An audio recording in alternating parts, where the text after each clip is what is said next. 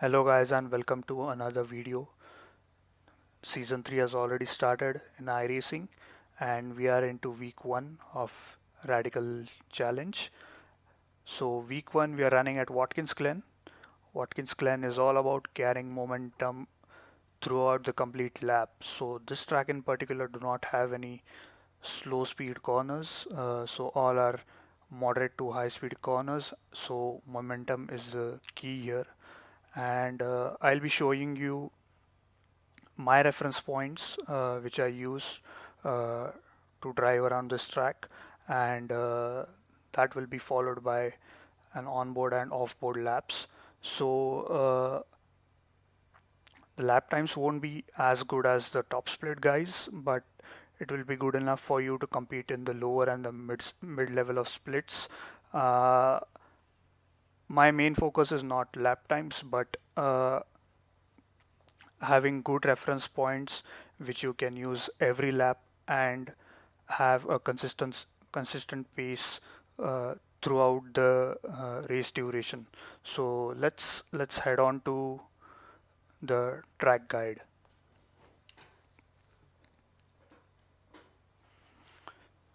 So here we are on the start finish straight.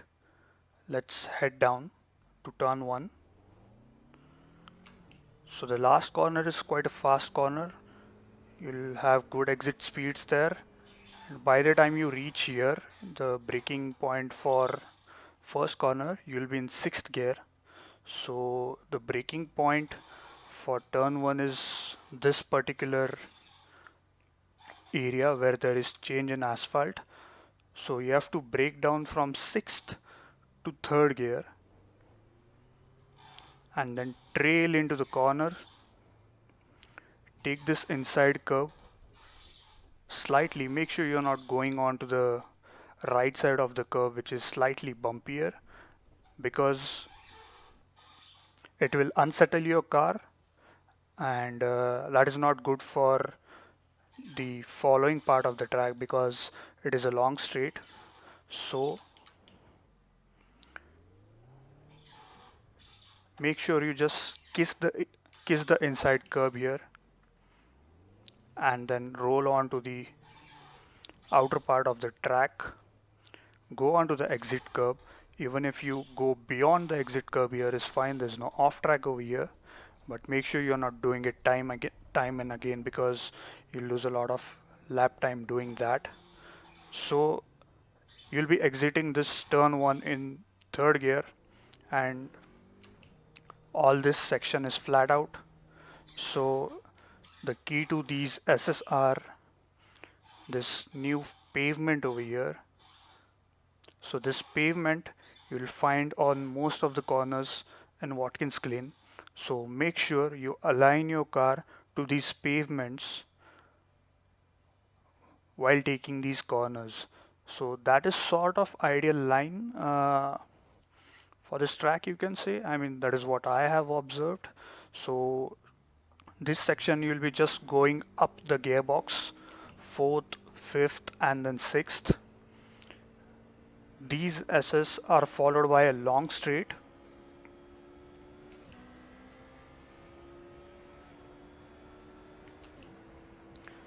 And there's nothing that can go wrong in these S's unless you are going side by side with someone.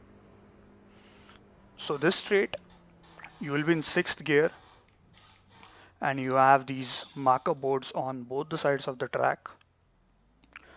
So the braking point for this bus stop chicane is this 300-meter board mark. So you have to just tap the brake slightly, not lose too much momentum in this.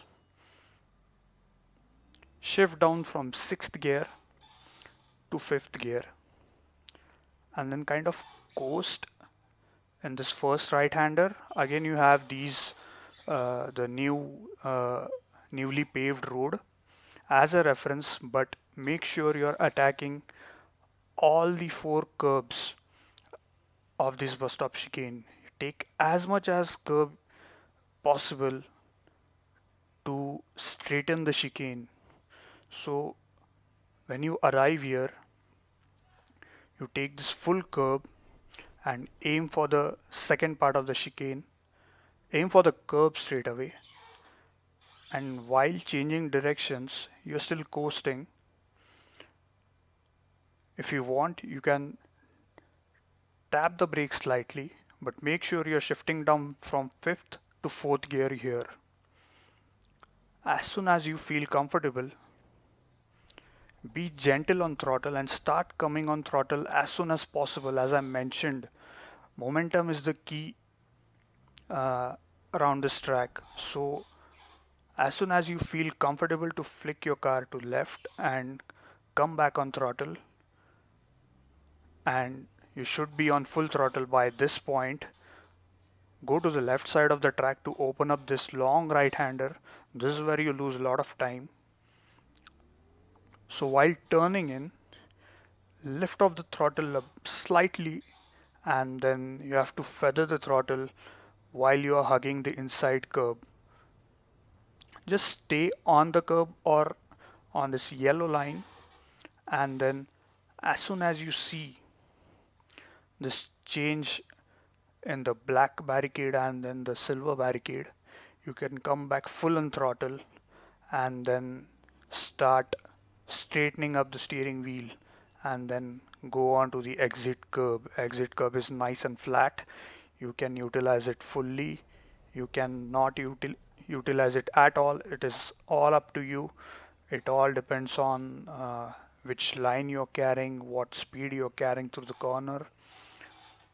And then as soon as you complete your exit, bring back your car onto the right side of the track because the next turn is left. You have to open up that.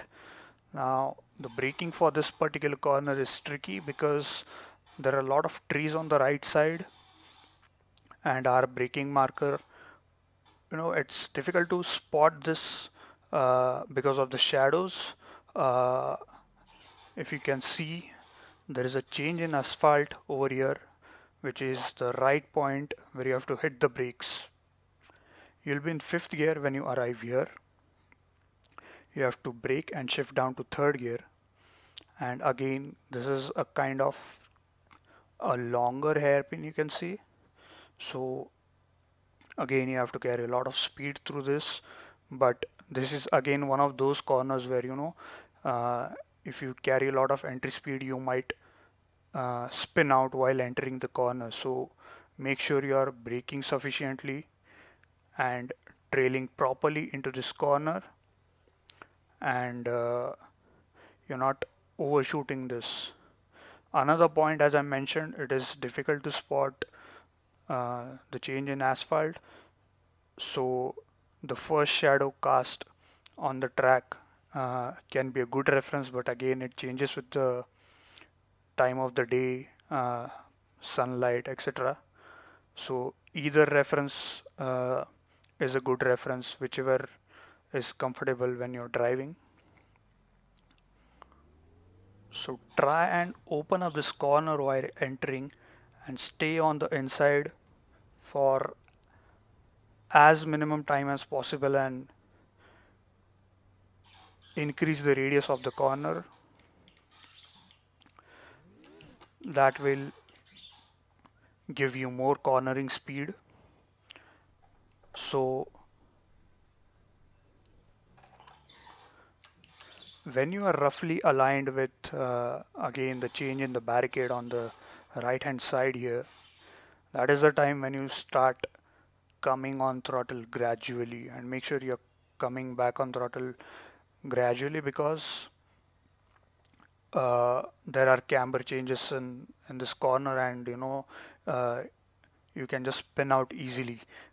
In the race situation, going side by side, quite a lot of time it happens. Someone just spins out randomly, beat any car. So be careful while coming back on throttle in this corner. When you are comfortable, when you see the exit curb, come back fully on the throttle. Take the exit curb slightly. Go up the gears and bring your car back onto the left side of the track. 120 meters is where you start braking for this corner. go to fourth gear, third gear, and then start turning and align your car to this change of asphalt. And very late in the corner you shift down to second, because if you shift down early from third to second, your car will spin out.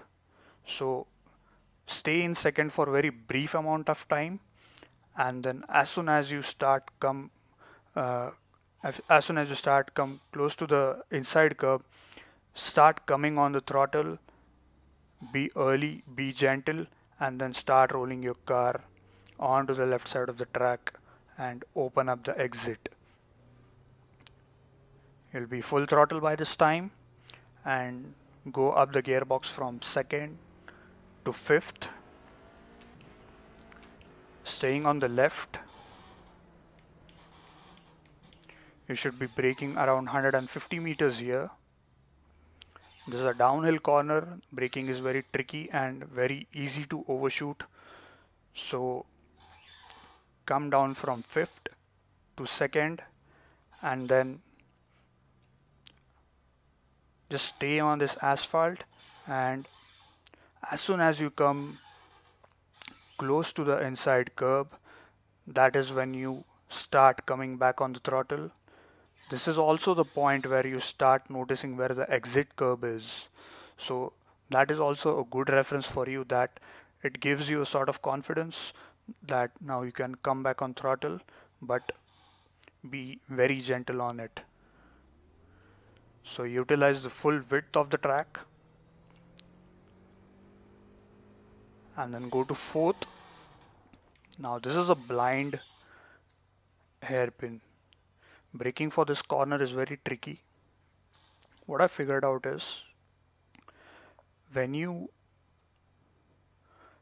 cross say 40 to 50% of this uphill, that is when you start braking, because the approach to this corner is uphill, but while turning the corner drops away from you. It is kind of off camber and that unsettles your car. So brake sufficiently for this corner. It is not necessary to hit the apex here, because it will reduce your turning radius, and also the camber changes will be a lot. So even if you stay somewhere around here, it's fine. But again, coming back on throttle in this particular corner is very tricky. Safe side, you can come a bit later in this corner, because it kind of throws your car, the rear steps out, and you might lose out in the race very easily. So you have to be very patient on to come back on throttle in this very corner. As soon as you see the exit curb, climb back on throttle gently, start upshifting. By the time you approach the 300 mark here, you'll be in fourth gear. Somewhere around 200 mark, you can lift a bit slightly, and then you can turn your car gently. Come as much close to possible to this inside curb, because this is a banked corner. You have to use the banking to increase the cornering speed. But and you have to come back on throttle as quick as possible. Make sure you're not carrying too much speed, because you have an exit curb, but if you slightly overshoot this corner, you'll end up straight away in the grass. Even if you try to control this, one wheel on the grass will send your car spinning. So make sure you're just utilizing only that much curb that you can, keep your car under control. Bring your car to the left hand side of the track. You'll be in fifth gear, approaching the last corner on track. Now this is a very important corner. Your exit speed should be as high as possible because this corner sends you back onto the start finish straight, and which is of a considerable length. So what you can do is, this advertisement board on the left and the change in the barricade are a good reference for your braking point. So as soon as this advertisement board goes off the screen, I come on the brakes and I downshift from fifth to third, trail brake into the corner and align my car to this piece of asphalt on the track. And as soon as I feel comfortable, I come back on throttle, and you can just come back quickly because this is a banked corner and the exit of the track is quite wide. The track widens up on the exit, so it is very easy to carry a lot of speed into this. Make sure after taking this curb you're coming back onto the track quickly because there's grass there and it will send you spinning. So this was a lap around Watkins Glen with my braking and turning markers. I hope this helps you out with the coming week, and I hope this help you set a good lap times around this track. Uh, if you like this video, make sure to subscribe to the channel, like and share the videos, and stay back and enjoy the onboard and offboard lap around Watkins Glen. See you next time.